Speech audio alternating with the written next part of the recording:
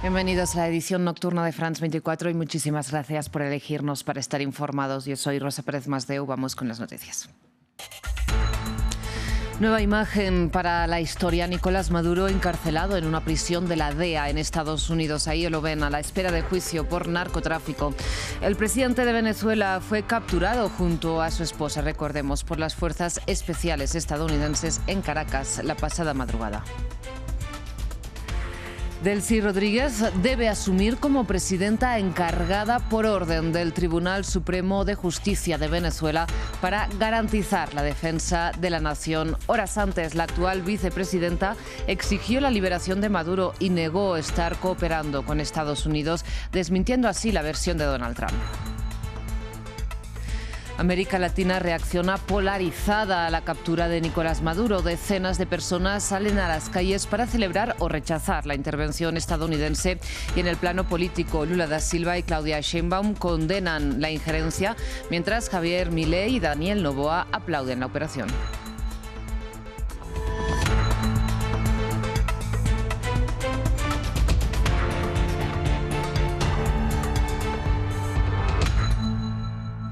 Empezamos en Estados Unidos porque desde ahí viene una nueva imagen para la historia. Enseguida la verán. Se trata del presidente de Venezuela encarcelado en una prisión de Brooklyn, custodiado por agentes de la DEA a la espera de comparecer ante el Tribunal del Distrito Sur de Manhattan este lunes, acusado de narcotráfico.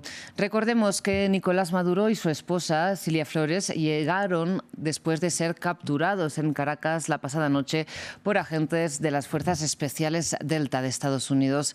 Desde la capital venezolana, el mandatario y la primera dama fueron trasladados en helicóptero hasta el buque de guerra USS Iwo Jima en el Caribe, que se dirigió luego hasta Guantánamo, donde fueron conducidos en un avión del gobierno estadounidense hasta un aeropuerto militar de Nueva York.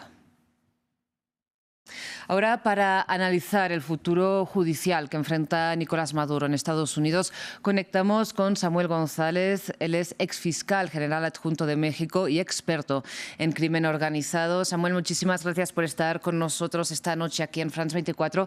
De entrada, le pregunto, según su criterio, ¿qué fundamentos presenta esta acusación estadounidense para asegurar que Nicolás Maduro usó su posición para promover el narcotráfico, entre otras actividades ilegales que se le imputan? Sí, la acusación es muy sólida. Es una acusación que fue revelada hoy del Distrito Sur de Nueva York, donde será juzgado Nicolás Maduro y su esposa. Es una acusación que tiene que ver con narcoterrorismo para transportar drogas, que arranca en el año 2006 con la captura en México de un avión DC-9 que transportaba 5,5 toneladas de cocaína, que salió de Venezuela y iba a Toluca, México, y se desvió hacia Carmen, Campeche, y ahí fue detenido por México. Y ese avión, los norteamericanos tienen todo sobre ese avión. Hicieron la investigación de quién fue el dueño, cómo lo hicieron, cuál era la vinculación con el Chapo Guzmán. Y desde luego también está en esa parte pues ya el reconocimiento que el exdirector de inteligencia de Venezuela, el Pollo Carvajal, que fue extraditado a Estados Unidos, reconoció sin lugar a dudas que esa operación fue autorizada por él y por el gobierno de Chávez y el gobierno de Maduro.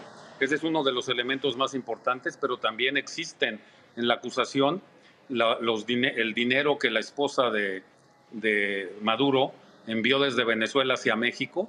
Todo está documentado y desde luego también tiene usted la imputación de que aviones que traían el dinero producto de la venta de drogas despegaban de México con protección de la embajada venezolana en México hacia Venezuela en aviones diplomáticos.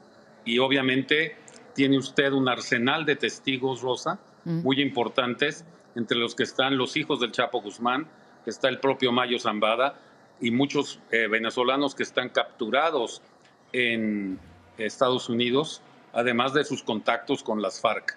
Esa acusación penal tiene menciones a las FARC 16 veces y tiene menciones hacia las organizaciones mexicanas y los testigos hacia los criminales mexicanos 17 veces, es decir, se menciona más a los mexicanos que a los propios colombianos. Y le pregunto, esta acusación que ha sido modificada recientemente, ¿qué diferencias presenta respecto a las de 2020, ¿no?, que también fue presentada ante este tribunal del Distrito Sur de Manhattan? Sí, es un cambio completo, porque ya tiene usted todo el arsenal que el presidente Trump autorizó. Ese arsenal incluye las medidas contra el narcoterrorismo y obviamente también otras instituciones, novedades en los Estados Unidos que la fiscal Pam Bondi desarrolló en su estrategia de calificar a las organizaciones mexicanas y a las organizaciones colombianas como narcoterroristas. Así que las penas que implican eso, pues ya son mucho más graves y más fuertes, y ese es el upgrade, la mejora que tuvo esta acusación respecto de las anteriores, incluyendo las acusaciones en Florida, que como sabemos, desafortunadamente, pues fue perdonado algún agente como Saab por el presidente Biden, que fue engañado por parte de Nicolás Maduro, que si hacía este tema de quitarle las acusaciones, iba a respetar las elecciones. Maduro no cumplió y hoy vimos cómo su suerte quedó echada en un momento muy importante en el que la operación de los Estados Unidos fue con precisión quirúrgica. Evidentemente, sí. Maduro fue entregado por el propio ejército venezolano y por eso no hubo ninguna baja en los Estados Unidos en esa operación quirúrgica que el presidente Trump describió con precisión, igual que Marco Rubio. Sí. Entonces, ahí prácticamente los que llaman a Maduro un héroe, ¿verdad?, pues no vimos que se haya defendido cuando estaba siendo atacado, y menos como lo hizo el presidente Allende, que haya intentado suicidarse, ¿verdad? Simplemente se rindió y ahora pues es altamente posible que el futuro de Maduro será en una cárcel de los Estados Unidos para toda la vida, de él y de su esposa. Y sin embargo, más allá de lo que políticamente las personas aprecien o rechacen de esta operación, en términos del derecho internacional, ¿qué tan legal le parece a usted? Pues a mí me parece que es perfectamente justificable, como lo hizo también el presidente Macron esta mañana, ¿verdad? Por una razón: Maduro no era un presidente, era un usurpador. Y la comunidad internacional no le reconocía autoridad. Muy pocas gentes en la comunidad internacional le reconocieron autoridad. Así que la determinación que hizo el gobierno del presidente Trump de determinarlo como jefe de un cártel y usurpador de un poder real que no le pertenece, porque engañó a los Estados Unidos y al mundo y a toda la Unión Europea también, haciendo acciones en las que fue declarado presidente de manera ilegal. No es un presidente que la comunidad internacional reconozca. Y por lo tanto, si no lo reconoce, es un usurpador de facto y en consecuencia no le aplica todos los beneficios que un presidente legalmente constituido tiene. Samuel, tenemos tiempo rápidamente para que nos ayude a comprender una última cuestión, y es que si bien hemos escuchado recurrentemente a la administración de Donald Trump a utilizar este concepto de narcoterrorismo, le pregunto, legalmente, ¿esta figura dónde está recogida? La figura del narcoterrorismo está recogida en la convención, en las resoluciones de Naciones Unidas, la resolución 1373 después del 11 de septiembre, en las cuales Naciones Unidas, actuando mediante el título séptimo de la Carta, es decir, por medio del Consejo de Seguridad Nacional, obligó a todos los países a actuar en materia de lucha contra el terrorismo.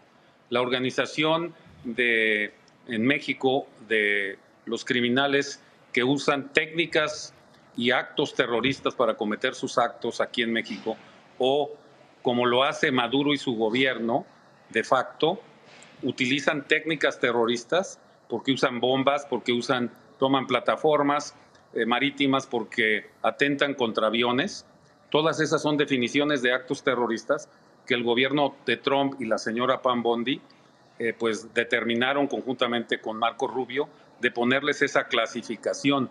Entonces el presidente Trump está actuando con los poderes que la legislación norteamericana le da para combatir el terrorismo, y esta definición de que el señor Maduro es jefe de un cártel narcoterrorista y no un presidente legítimamente determinado por el pueblo de Venezuela, pues tiene estas implicaciones que son muy importantes en el ámbito internacional.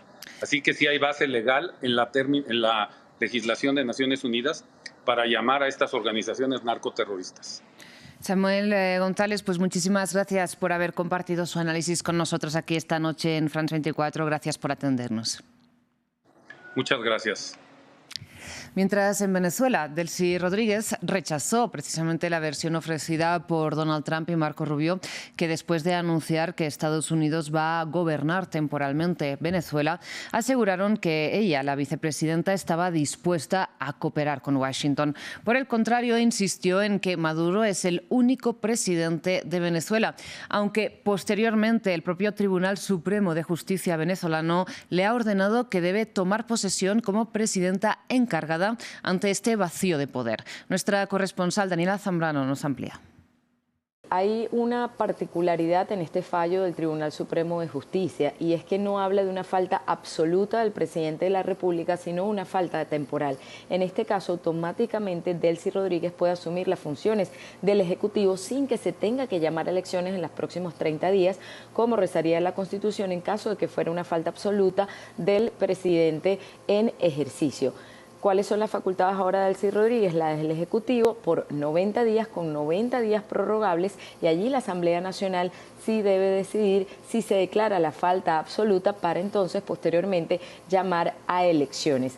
Por lo pronto, lo que se conoce a esta hora es que Delcy Rodríguez asumiría el cargo de presidente encargada. Sin embargo, hay mucha incertidumbre alrededor de esto. El presidente Donald Trump decía que Estados Unidos encabezaría un gobierno de transición con funcionarios de Estados Unidos junto a funcionarios venezolanos. Sin embargo, no daba nombres. Lo que sí dejó asomar en esa rueda de prensa es que el secretario de Estado, Marco Rubio, está en conversaciones con Delcy Rodríguez. Posteriormente, la declaración de Delcy Rodríguez fue totalmente lo contrario, diciendo que en Venezuela había un único presidente, que era Nicolás Maduro, y se mostraba junto al alto mando militar, el ministro de la Defensa, el ministro de Interior y Justicia, el presidente de la Asamblea Nacional, que es su hermano. Entonces, esto generaba confusión. Desde Estados Unidos se dijo también que se iban a evaluar las acciones que se tomaran en Venezuela por parte de estos funcionarios para decidir en las próximas horas cómo sería esta transición luego de que capturaran tanto a Nicolás Maduro como a Cilia Flores y ya estuvieran en territorio estadounidense rumbo a una cárcel militar. Desde la oposición la estrategia es totalmente la contraria. María Corina Machado, la líder opositora, a través de las redes sociales ha insistido en que en Venezuela ya hubo elecciones el año pasado, que habría ganado Edmundo González Urrutia según las actas mostradas por la oposición, y que debería ser Edmundo González Urrutia quien asuma la presidencia. Pero todo esto es información en desarrollo, muy confusa, y de hecho también por eso las personas que no apoyan a la administración de Nicolás Maduro no han querido salir a las calles a celebrar, no solo por miedo, sino también por no saber qué viene ahora, quién quedará administrando el gobierno venezolano y los próximos acontecimientos. Bien, y en la región, en América Latina, mientras líderes de izquierda como Lula da Silva o Claudia Sheinbaum han condenado la injerencia de Estados Unidos en la soberanía de un país latinoamericano, líderes de derecha como Javier Milei o Daniel Noboa han aplaudido la captura de Nicolás Maduro. Una división que también se ha expresado en las calles. En Ciudad de México, un pequeño grupo de personas exigió la liberación de Maduro frente a la Embajada de Estados Unidos con pancartas en las que se leía "No somos su patio trasero" o "Basta de amenazas a Venezuela, México y Colombia". En Brasil, también decenas de personas protestaron en las calles de Brasilia y Sao Paulo contra la intervención militar de Estados Unidos, horas después de que el gobierno reconociera a la vicepresidenta Delcy Rodríguez como presidenta interina de Venezuela y de que la viceministra de Exteriores de Brasil indicara la necesidad de una reunión ministerial de urgencia de los miembros de la CELAC. Mientras en Colombia, Chile o en Bolivia, en La Paz y en Santa Cruz, decenas de venezolanos festejaron la captura de Maduro y pidieron el reconocimiento de Edmundo González como presidente de Venezuela. Panamá, Costa Rica y otros países también han sido escenario de muestras de apoyo a la operación estadounidense. Precisamente entre estos países está Argentina, donde ante el obelisco de Buenos Aires cientos de venezolanos celebraron la captura de Nicolás Maduro con palabras de agradecimiento para Estados Unidos y con la esperanza de regresar a su país a pesar de la incertidumbre de estas últimas horas. Desde la capital argentina, nuestro corresponsal Natalio Cosoy nos amplía. Migrantes venezolanos en Argentina salieron a celebrar la noticia, como ocurrió en otros países que han sido receptores de la diáspora venezolana. El gobierno argentino, liderado por el libertario Javier Milei, ferviente aliado de Donald Trump y duro crítico de Nicolás Maduro, también celebró la captura. En un comunicado, la oficina del presidente llamó al gobierno de Maduro el mayor enemigo de la libertad en el continente y pidió que asuma el poder Edmundo González Urrutia. En la vereda contraria, varios sectores de la oposición en Argentina cuestionaron el operativo de captura de Maduro. En un comunicado, el peronismo rechazó el uso de la fuerza y reafirmó los principios de no intervención. Por otro lado, las autoridades argentinas anunciaron restricciones para el ingreso al país de ciudadanos venezolanos relacionados con el gobierno de Maduro, como funcionarios, miembros de las Fuerzas Armadas y empresarios. Bien, ahora por el momento dejamos de hablar de Venezuela y hablamos de un nuevo episodio de tensión en la península de Corea. Bien, el Estado Mayor de Corea del Sur detectó el lanzamiento de varios misiles balísticos desde la región de la capital de Corea del Norte, de Pyongyang, hacia el mar, que volaron unos 900 kilómetros. La maniobra militar coincide con la partida del primer ministro surcoreano Lee Jae-myung hacia China, donde en la agenda de su encuentro con Xi Jinping figura abordar precisamente el programa nuclear de su vecino del norte. Estos lanzamientos de misiles balísticos violan las resoluciones pertinentes del Consejo de Seguridad de la ONU y constituyen un grave problema para la seguridad de nuestros ciudadanos. Japón ha presentado una enérgica protesta y condenado enérgicamente el lanzamiento de misiles de Corea del Norte a través de la vía diplomática en Beijing. El Ministerio de Defensa seguirá trabajando estrechamente con Estados Unidos, Corea del Sur y otras partes para proteger la vida y los bienes de nuestro pueblo, dedicando todos los esfuerzos a la recopilación de información, el análisis y la vigilancia. Y antes de cerrar esta edición, les contamos que en las últimas horas también tuvo lugar otro bombardeo. Francia y Reino Unido atacaron Siria, en particular posiciones que presuntamente eran un antiguo almacén de armamento subterráneo utilizado por el autodenominado Estado Islámico, según informó el ministro de Defensa británico, que detalló que apuntaron contra túneles de acceso a las instalaciones y que a falta de una evaluación exhaustiva, la operación había sido un éxito. Hasta aquí esta edición informativa, enseguida regresamos con más.